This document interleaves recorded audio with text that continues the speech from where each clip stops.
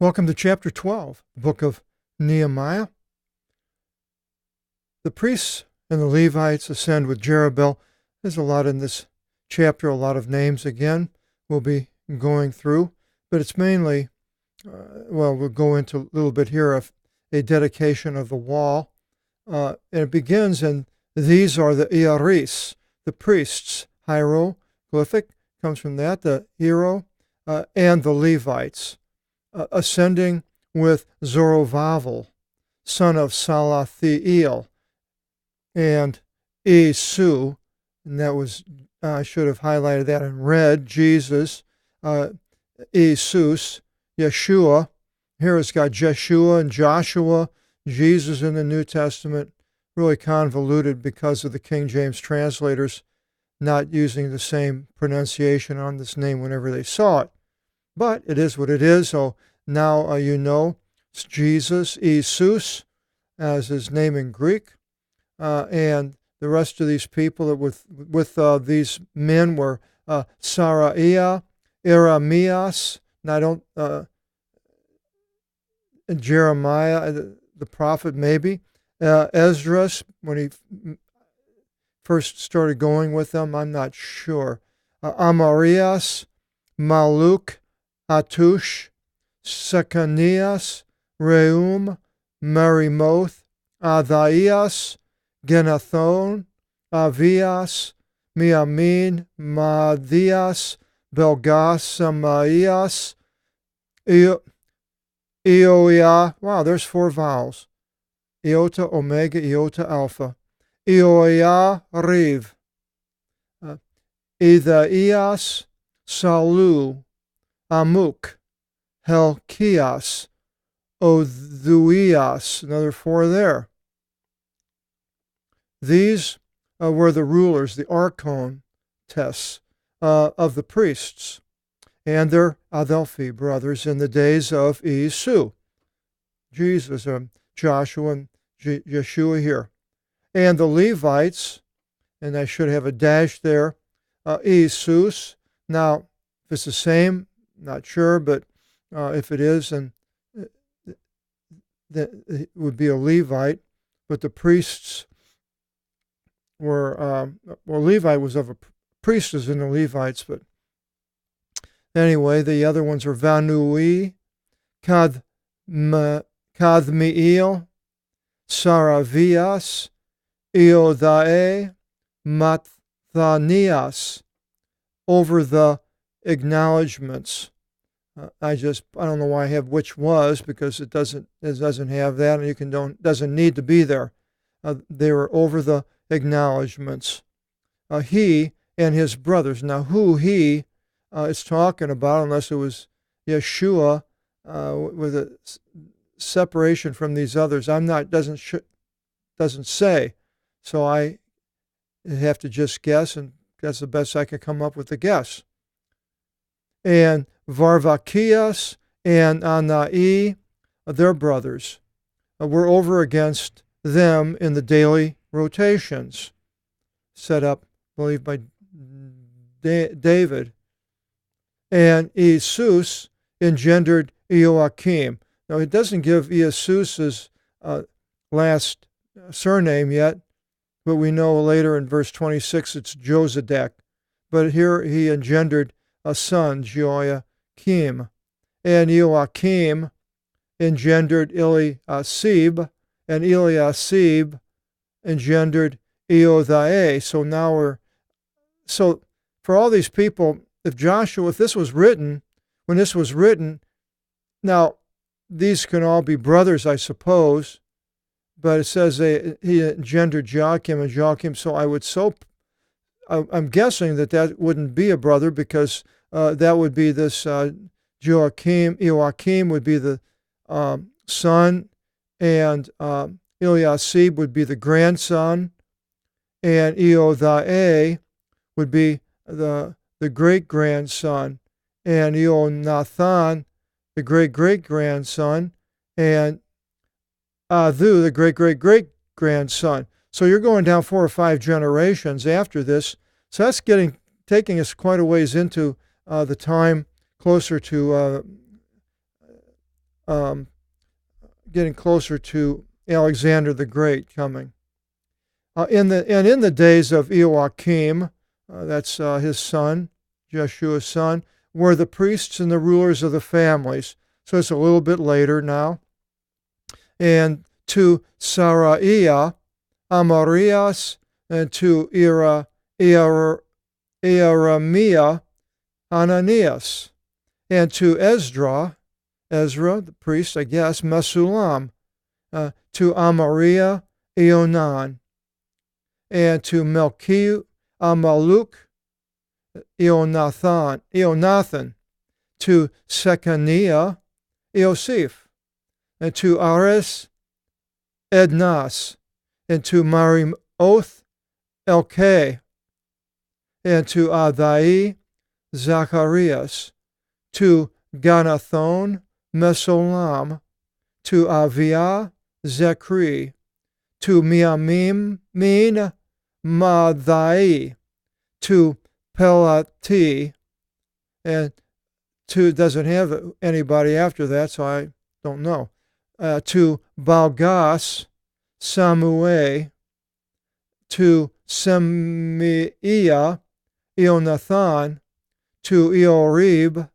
Mathanai, to Idio, Ozi, to Salai, Kalai, to Amuk, Abed, to Elkiah, Asavia, to Oduiah, Nathanael, the Levites, in the days of Eliasib.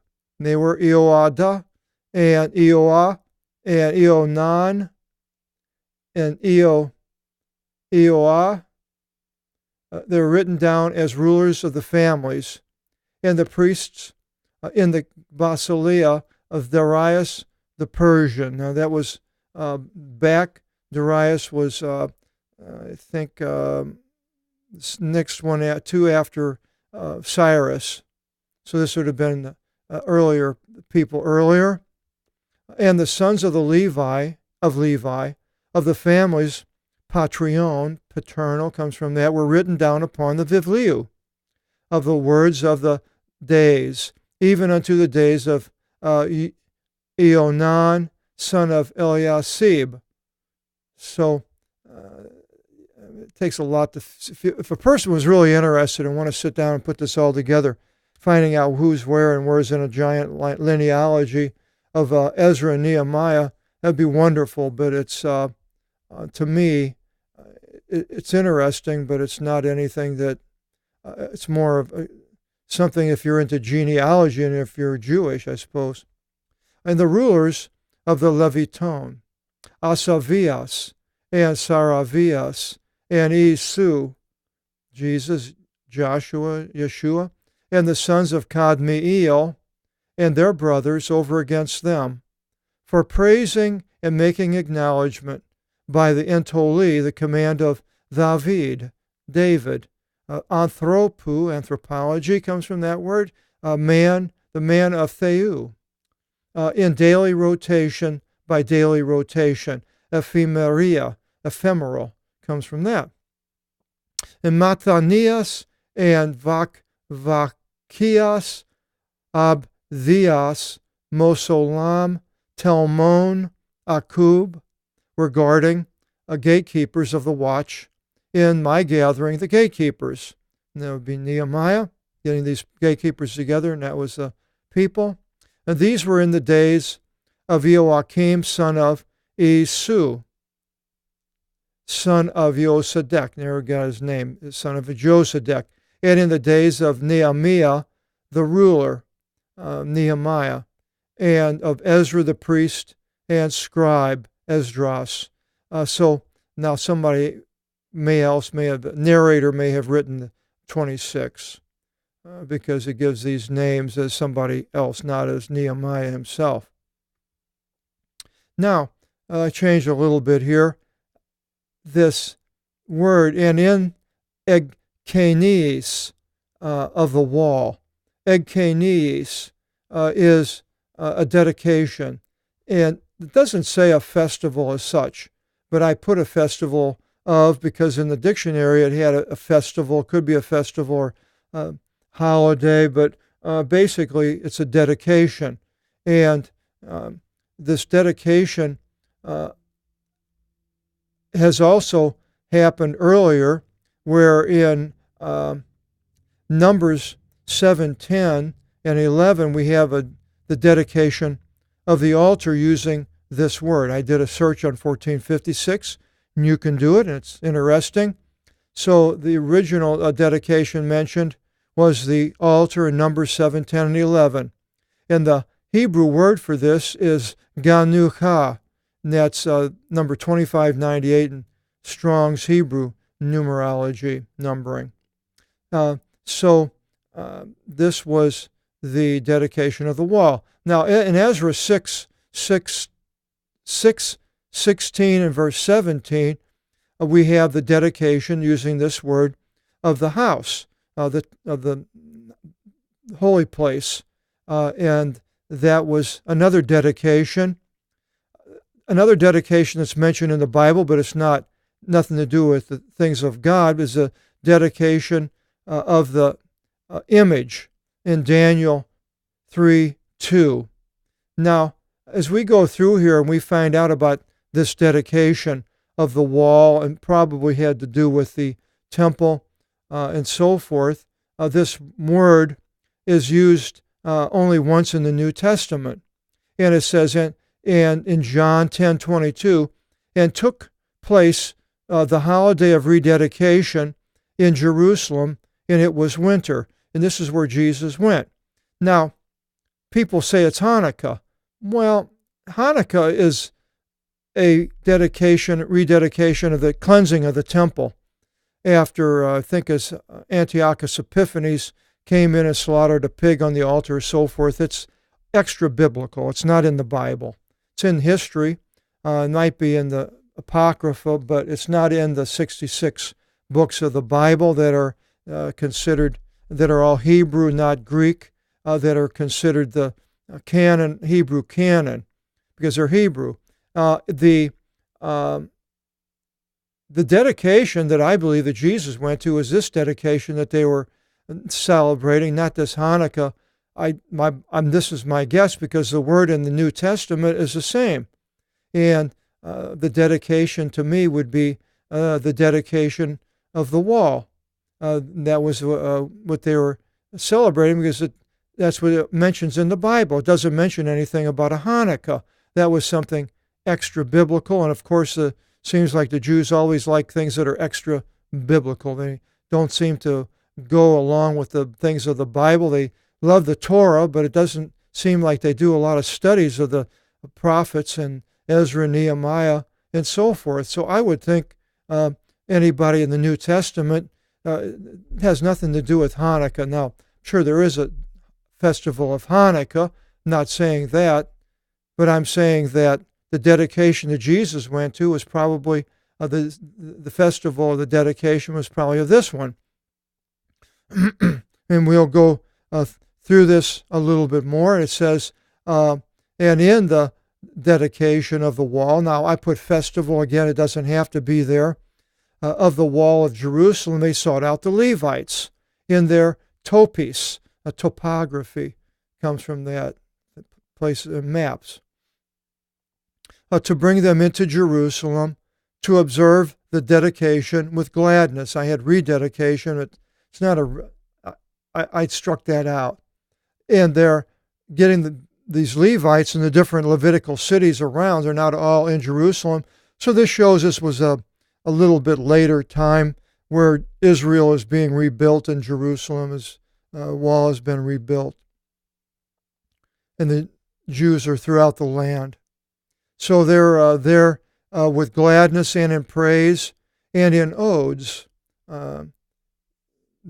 religious songs, more or less, playing cymbals. Kimvali zontes, that's a verb. So kimvalis is a symbol. We get the word kimba, simba, it's a transliteration, and the verb makes it, they're playing it.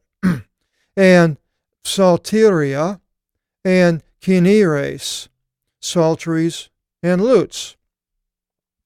The psaltery is not mentioned in the New Testament. I didn't look up lute, but I don't think it is either. I'm not sure on that one. But the psaltery was first mentioned in Genesis 4:21. It says, "And the name to his brother was Jubal." This one was the one introducing the psaltery and harp. The harp was probably the lute, maybe. Genesis 4:21. Then it says, it gives its explanation of what it is. Make acknowledgement to the Lord with a harp, with a 10-stringed psaltery strummed to him. So here we go. It's a 10-stringed instrument, and it is something you strum.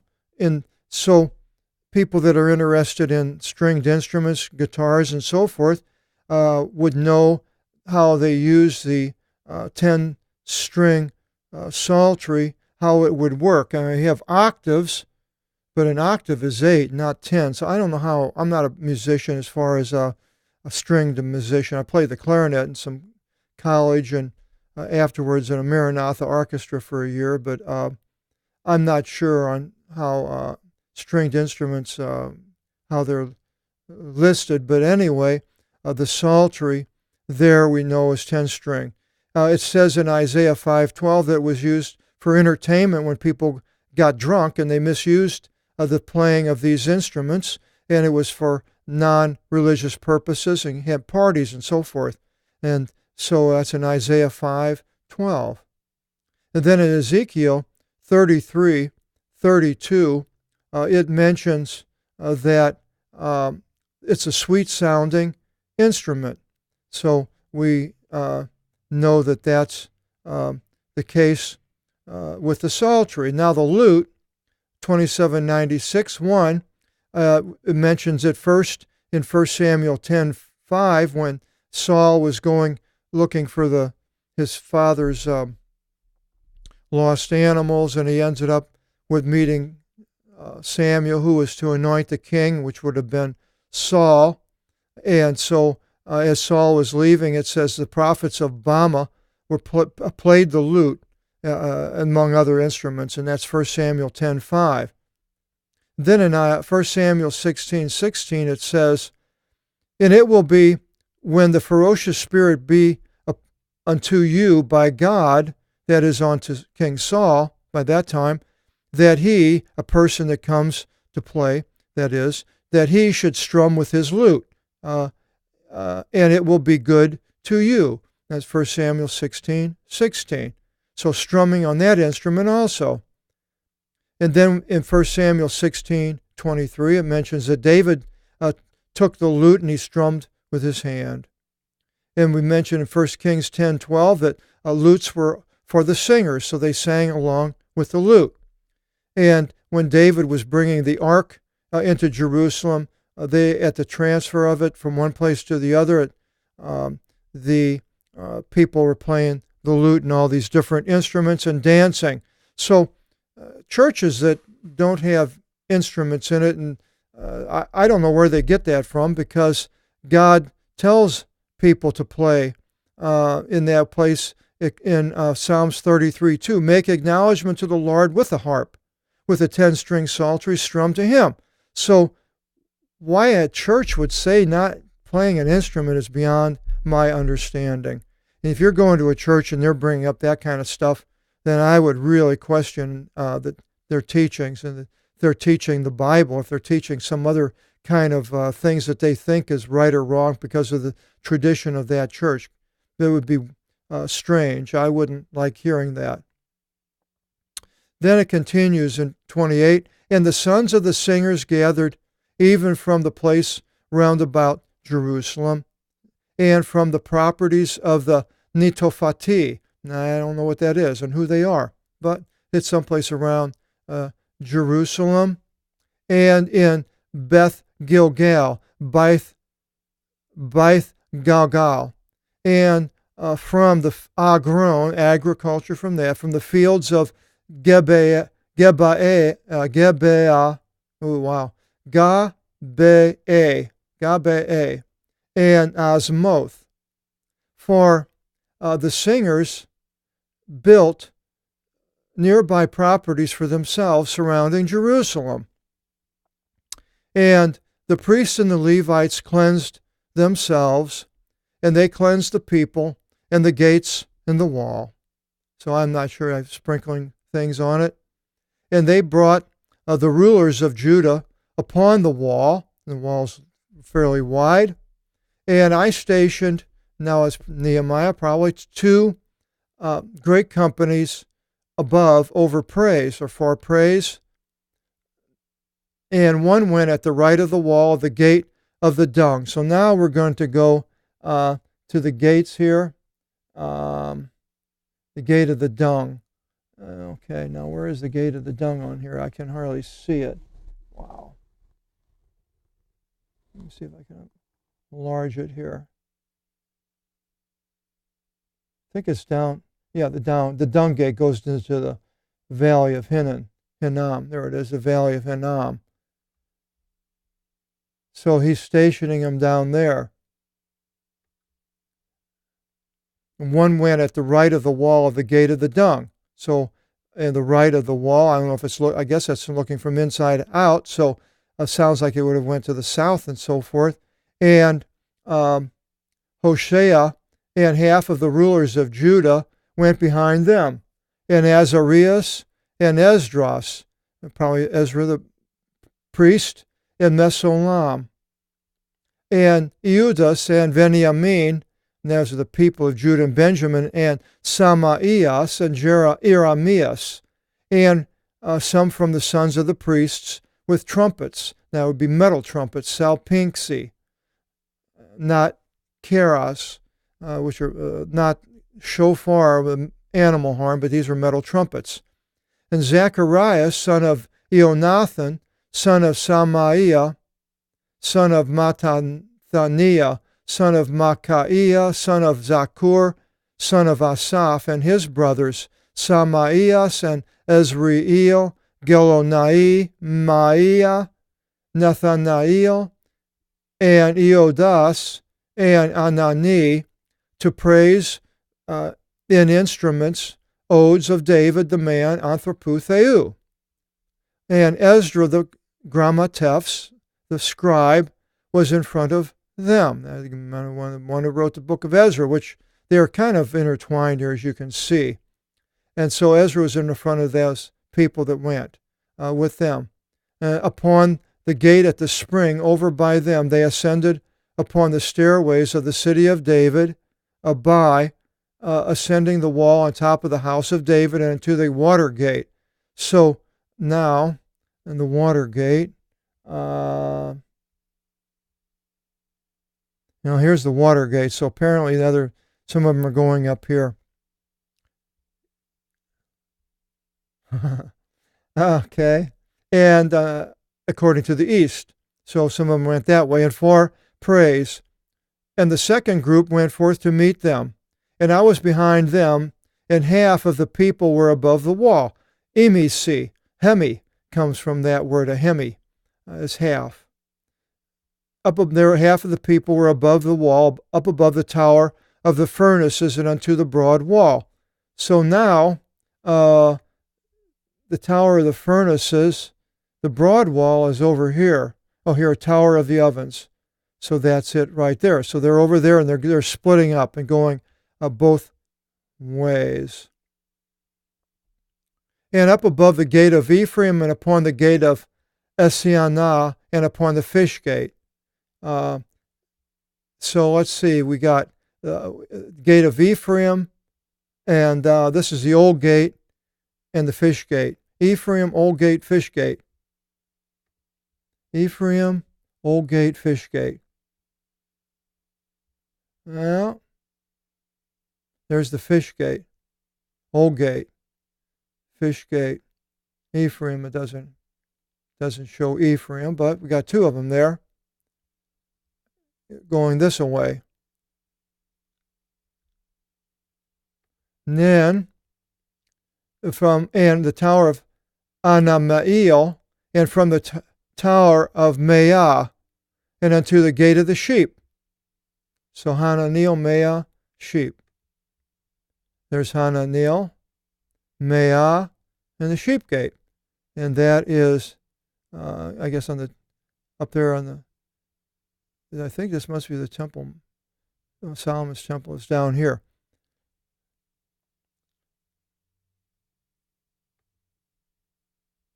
And they stopped upon the gate of the prison. And the two groups stood for praise in the house of God, the house of the prison. Let's see if we can find that. Well, future fortress temple, muster gate, probably. That's what he's talking about here. There, rather. And the two groups stood for praise in the house of God. And I and half of the strategon, strategy comes from that, a command dance, were with me. And the priests, Eliakim, Masias, Miamin, Micaias, Eloinai, Zacharias, Ananias, were with trumpets.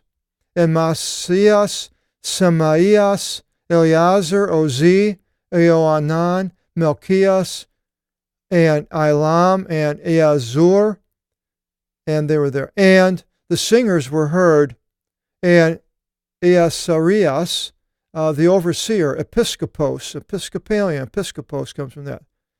And they sacrificed in that day great sacrifices, and were glad, for God gladdened them with great gladness. So this is a wonderful feast, and I certainly think that this would probably be the one that they were celebrating at the time of Jesus. And their wives and their children were glad. And the gladness in Jerusalem was heard Makroth and Macro, far off. And they ordained in that day android comes from that, men over the treasuries, for the treasuries. The gazophilakion is, I think, I'm not sure if it's Hebrew or if it's Persian. The Greek word thesavris, we have a thesaurus, comes from that. Some types of treasuries or storerooms for the first fruits, and for the decates, tenths, the tithes. Synagogin, a synagogue, gathering into them apo, from the agron, fields of the cities, polion, portions to the priests and to the Levites. All this food's going in for the clergy. For there was gladness in Judah. And upon the priests and the Levites, the ones standing, I don't need who were, the ones standing. And they guarded the watch of their God and the watches of the cleansing, even the singers and the gatekeepers, according to the commands of David and Solomon his son, following the rules of the house, worship, temple. For in the days of David and Asaph, from the beginning, there was a first one of the singers, a proton, and a hymnon, hymn, comes from that. It's a transliteration, hymnon, hymn, and praise to God. In all Israel, in the days of Zerubbabel, and in the days of Nehemiah, were giving portions for the singers and for the gatekeepers on account of it day by day. And they sanctified them to the Levites. And the Levites sanctified them to the sons of Aaron. I guess it's talking about the animals that were slain going to these peoples. The Levites did the slaying, and then they gave it to the priesthood. Chapter 13, a separation of the intermixed people. And we'll find out what that's all about in the next video seminar, chapter 13. Hope you'll join us, and God bless.